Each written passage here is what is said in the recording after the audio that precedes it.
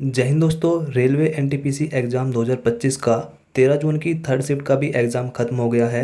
इस शिफ्ट में आपके जीके और जीएस के जितने भी प्रश्न बने हैं, मैं सभी आपके प्रश्न लेकर आ गया हूं। अगर आपने ये एग्ज़ाम दिया है तो आप अपने क्वेश्चंस को मैच कीजिएगा, या फिर आगे आने वाली किसी भी शिफ्ट में आपका एनटीपीसी का एग्ज़ाम है तो आपको सभी क्वेश्चंस को बिल्कुल ध्यान से देखना है, क्योंकि आपको क्वेश्चन के साथ मैं यहाँ पर एक्स्ट्रा फैक्ट्स भी बताऊँगा जो आपको आगे आने वाली शिफ्ट में बहुत ही हेल्प करेंगे। तो चलिए शुरू करते हैं। लेकिन दोस्तों, उससे पहले आपसे छोटी सी रिक्वेस्ट है, अगर आप हमारे चैनल पर पहली बार आए हैं तो हमारे चैनल को आप सब्सक्राइब कर लीजिए और बेल आइकन को प्रेस कर लीजिए, जिससे आपको आगे आने वाले और भी एनालिसिस यहाँ पर मिलते रहेंगे। तो चलिए अब शुरू करते हैं। तो देखिए, सबसे पहले यहाँ पर आपसे क्वेश्चन पूछा गया है कि विश्व भ्रष्टाचार सूचकांक में भारत का स्थान कौन सा है। तो विश्व भ्रष्टाचार सूचकांक में भारत का अब की बार स्थान 96वें स्थान है। तो ये आपका करेक्ट आंसर हो जाएगा। इसके बाद कुछ और इसको सूचकांक आपको ध्यान रखने हैं, जैसे विश्व खुशहाली सूचकांक में भारत का स्थान 118वां है। वैश्विक नवाचार सूचकांक में भारत का स्थान 39वां है। इसके बाद नेक्स्ट यहाँ पर आपसे जो है कुछ और सूचकांक लिखे हुए हैं। विश्व भुखमरी सूचकांक में भारत 105वां है। वैश्विक लैंगिक असमानता सूचकांक में भारत 108वां है। विश्व प्रेस स्वतंत्रता सूचकांक में भारत 151वां है। और विश्व इंटरनेट शटडाउन की जो सूची है उसमें भारत दूसरे स्थान पर है। तो ये भी आपको कुछ सूचकांक दिए गए हैं, इनको भी आपको याद रखना है, नेक्स्ट शिफ्ट के लिए आगे आपसे पूछे जा सकते हैं। इसके बाद नेक्स्ट क्वेश्चन आपसे यहाँ पर पूछा गया था कि 74वां संविधान संशोधन किससे संबंधित है। तो ये आपका नगर पालिका से संबंधित है, जो कि 1993 में हुआ था। इस संशोधन से संविधान में भाग 9A जोड़ा गया, जिसमें अनुच्छेद 243 से 243 तक था, और इसको अनुसूची 12 में जोड़ा गया, जिसमें कुल 18 विषय है। तो ये आपका करेक्ट आंसर हो जाएगा नगर पालिका। इसके अलावा आपसे नेक्स्ट शिफ्ट में पूछा जा सकता है कि 73वां संविधान संशोधन किससे संबंधित है। तो 73वां संविधान संशोधन 1992 में हुआ था, जो कि ग्राम पंचायत से संबंधित है, और जो कि 24 अप्रैल 1993 से लागू होता है। इसीलिए 24 अप्रैल को पंचायती राज दिवस भी मनाया जाता है, ये भी आपको ध्यान रखना है।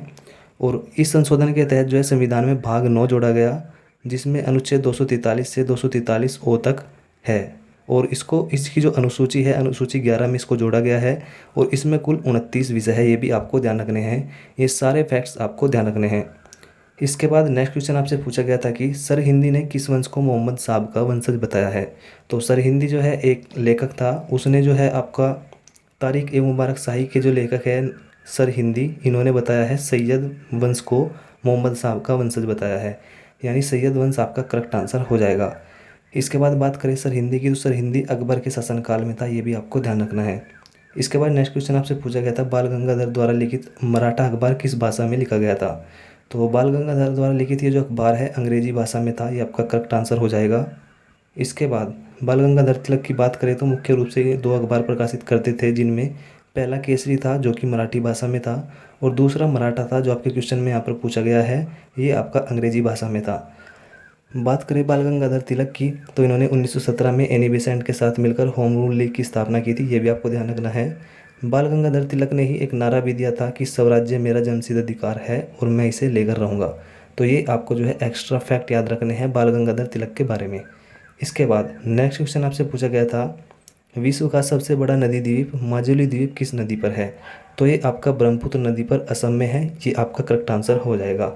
इसके अलावा आपसे पूछा जा सकता है कि विश्व का एकमात्र तैरता राष्ट्रीय उद्यान कौन सा है। तो वो आपका मणिपुर में है, लोकटक झील पर, जिसका नाम यहाँ पर नहीं लिखा हुआ है, मैं लिख देता हूँ। उसका नाम है यहाँ पर कैबुल लामजाव नेशनल पार्क, जो कि आपका मणिपुर में है, लोकटक झील पर। और इसी नेशनल पार्क में संगाई हिरन भी पाए जाते हैं, और यही हिरन आपका मणिपुर का राजकीय पशु है, ये भी आपको ध्यान रखना है। तो आपका कैबुल लामजाव नेशनल पार्क जो है आपका तैरता हुआ राष्ट्रीय उद्यान है, ये भी आपको ध्यान रखना है। इसके बाद नेक्स्ट क्वेश्चन आपसे पूछा गया था कि मौर्य चंद्रगुप्त मौर्य के बाद मौर्य वंश का शासक कौन बना। तो इनके बाद बिंदुसार मौर्य वंश का शासक बना था, ये आपको ध्यान रखना है। बात करें चंद्रगुप्त मौर्य की, तो इन्होंने मौर्य वंश की स्थापना की थी, और इन्होंने किस वंश को समाप्त किया था। तो शुंग वंश को समाप्त करके मौर्य वंश की स्थापना की थी कौटिल्य के सहयोग से, ये भी आपको ध्यान रखना है। इसके बाद बात करें इनके जो सभी शासक, मैं आपको बता देता हूँ मौर्य वंश के। तो देखिए यहाँ पर पूरी आपको PDF मिल जाएगी लिस्ट। सबसे पहला था चंद्रगुप्त मौर्य, जिन्होंने मौर्य वंश की स्थापना की। उसके बाद बिंदुसार आए, उसके बाद अशोक आए, फिर दशरथ आए, फिर संप्रति आए, उसके बाद नीचे और भी आपको दिखेंगे। उसके बाद शालीसुक आए, देववर्मन आए, संतधवन आए, और वृद्धरथ, जो कि अंतिम मौर्य वंश शासक थे वृद्धरथ। इसके बाद इनकी हत्या होने के बाद नंद वंश की स्थापना हो गई थी। तो वृद्धरथ जो है मौर्य वंश के अंतिम शासक थे। इसके बाद नेक्स्ट क्वेश्चन आपसे पूछा गया था, समकालीन कर्नाटक संगीत में कितने मेल करता राग है? तो इसका आपका करेक्ट आंसर हो जाएगा 72 मेल करता राग है, ये आपका करेक्ट आंसर हो जाएगा। और इन रागों को जनक राग भी कहा जाता है, ये भी आपको ध्यान रखना है। इसके बाद आपसे नेक्स्ट क्वेश्चन पूछा गया था, निम्न में से किस जीव में स्वपोषी और परपोषी दोनों गुण पाए जाते हैं?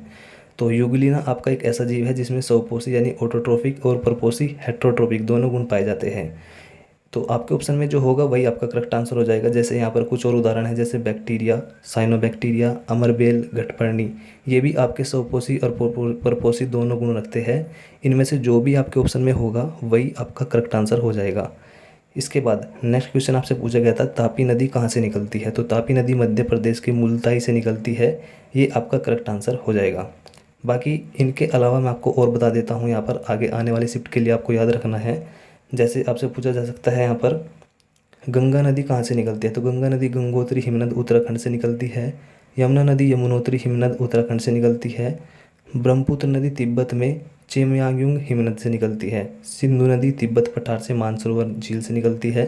नर्मदा अमरकंटक मध्य प्रदेश से निकलती है। गोदावरी त्र्यंबकेश्वर की पहाड़ी महाराष्ट्र से निकलती है। और कृष्णा महाबलेश्वर की पहाड़ी महाराष्ट्र से निकलती है। इनके अलावा आपकी जो कावेरी है, कावेरी ब्रह्मगिरी की पहाड़ियाँ जो है कर्नाटक वहाँ से निकलती है। तो ये सभी नदियों के उद्गम स्थल आपको जो है ध्यान रखने हैं आपको नेक्स्ट शिफ्ट के लिए। इसके बाद नेक्स्ट क्वेश्चन आपसे पूछा गया था कि 1940 में महात्मा गांधी किस स्थान पर सांप्रदायिक हिंसा के बाद शांति स्थापित करने गए थे? तो 1940 में महात्मा गांधी जो है वे गए थे नोआखाली, जो कि वर्तमान में बांग्लादेश में है। उस टाइम पर बंगाल में था लेकिन वर्तमान में बांग्लादेश में है। तो आपका करेक्ट आंसर हो जाएगा नोआखाली। इसके बाद नेक्स्ट क्वेश्चन आपसे पूछा गया था यहाँ पर कि ब्रिक्स 2024 किस शहर में आयोजित हुआ था? तो ब्रिक्स जो है 2024 रूस के कजान शहर में हुआ था, ये आपका करेक्ट आंसर हो जाएगा। बात करें अगर आपसे आगे पूछा जाए ब्रिक्स 2025, तो ये आपका ब्राज़ील में होगा, ब्राज़ील के रियो डी जेनेरियो शहर में होगा, ये आपको ध्यान रखना है।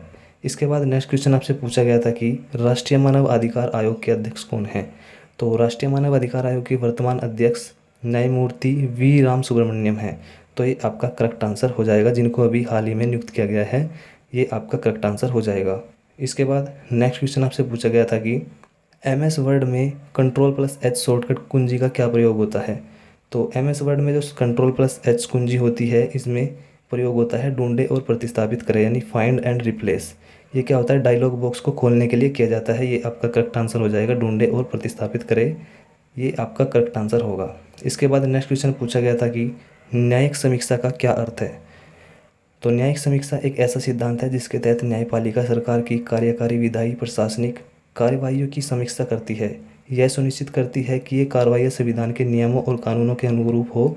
यदि न्यायपालिका को लगता है कि कोई कार्रवाई असंवैधानिक है तो वह उसे अमान्य घोषित कर सकती है। तो यही आपकी न्यायिक समीक्षा हो जाएगी, इसके हिसाब से आपका ऑप्शन सही हो जाएगा। इसके बाद नेक्स्ट क्वेश्चन आपसे पूछा गया था, औरंगजेब की समाधि कहाँ स्थित है, जो अभी हाल ही में विवादों में भी थी? तो औरंगजेब की जो समाधि यानी मकबरा है, ये भारत के महाराष्ट्र राज्य में औरंगाबाद जिले के खुलदाबाद नामक स्थान पर है। तो ये आपका करेक्ट आंसर हो जाएगा, जो आपके ऑप्शन में होगा वही आपका करेक्ट आंसर होगा। इसके बाद नेक्स्ट क्वेश्चन, तो ये इतने ही क्वेश्चन थे जो हमें यहाँ पर मिले हैं, मैंने आपको इनका एनालिसिस करा दिया है। अगर आपका एग्ज़ाम आपने दिया है तो आपने अपने क्वेश्चन को मैच कर लिया होगा, या फिर आने वाली शिफ्ट में आपका एग्ज़ाम है तो आपने वीडियो को पूरा ध्यान से सुना होगा। अब इसके बाद अगर आप ये पूरी PDF चाहते हैं तो वीडियो के डिस्क्रिप्शन में आपको जो है टेलीग्राम का लिंक मिल जाएगा। टेलीग्राम के लिंक पर क्लिक करके आप टेलीग्राम को ज्वाइन कर लीजिए। वहाँ पर आपको पूरी जितनी भी अभी तक शिफ्ट हो चुकी है सभी की PDF मिल जाएगी, वहाँ से डाउनलोड करके आप इनको दोबारा रिवीजन कर सकते हैं। तो अब मिलते हैं कल की जो एनालिसिस आएगा उसके लिए। तो तब तक आप हमारे चैनल को सब्सक्राइब कर लीजिए, बेल आइकन को प्रेस कर लीजिए और वीडियो को लाइक कीजिए और अपने दोस्तों के साथ शेयर कीजिए।